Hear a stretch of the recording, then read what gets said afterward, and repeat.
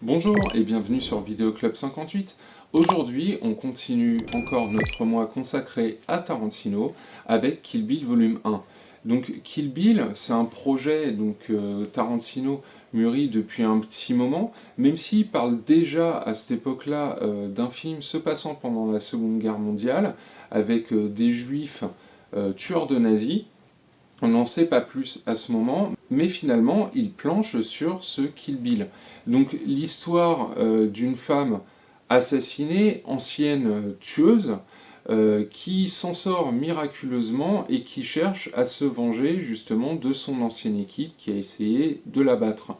Donc Kill Bill va être séparé en deux parties, donc là aujourd'hui on va traiter le volume 1, donc cette première partie plus orientée asiatique. Là, Quentin Tarantino, à ce moment-là, il bénéficie d'une hype comme personne, et le projet Kill Bill surtout intrigue. Le projet intrigue parce qu'il a l'air d'être un mélange un peu de toutes ces influences qu'aurait Tarantino, qui étaient plus ou moins visibles dans ses anciens films, mais qui là sont carrément montrés à grand renfort de zoom et autres split screen, chers à Brian De Palma.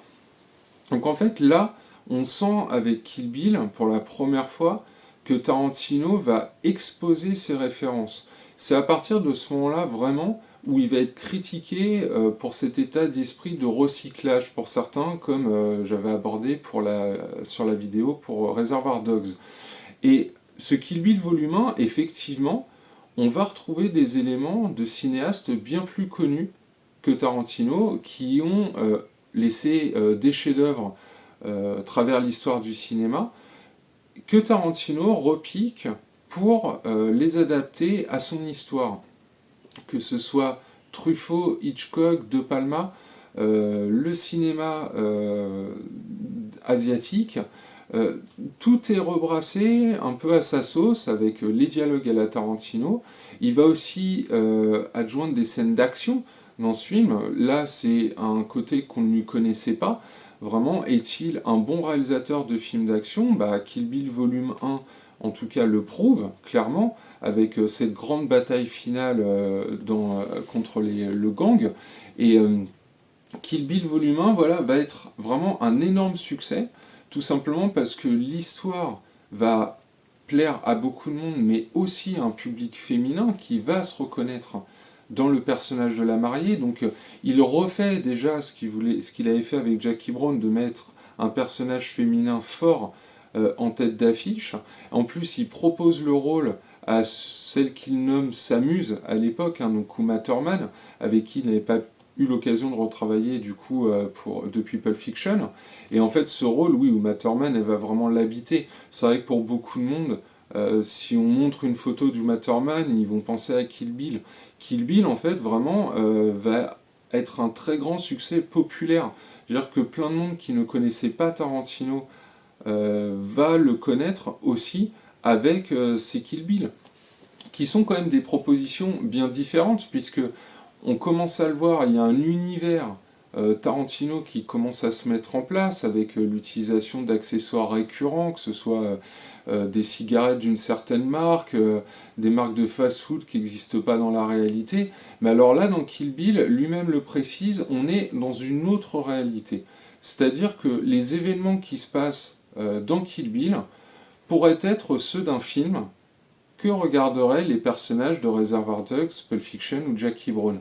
Et il y a des éléments dans Kill Bill qui nous font comprendre ça. Déjà, il y a des incohérences géographiques ou temporelles qu'on va accepter pour que le film continue son histoire.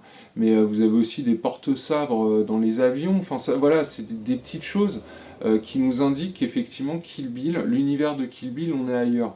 Donc pour lui, le fait de recycler les grands maîtres, au final, se justifie, puisqu'on n'est pas vraiment dans la réalité. Donc même au niveau filmique, Tarantino s'impose une certaine ambition avec les Kill Bill. Il doit aller chercher ailleurs, il ne doit pas se reposer sur ses acquis, et quand on passe de Jackie Brown à Kill Bill volume 1, il y a une évolution dans le style Tarantino.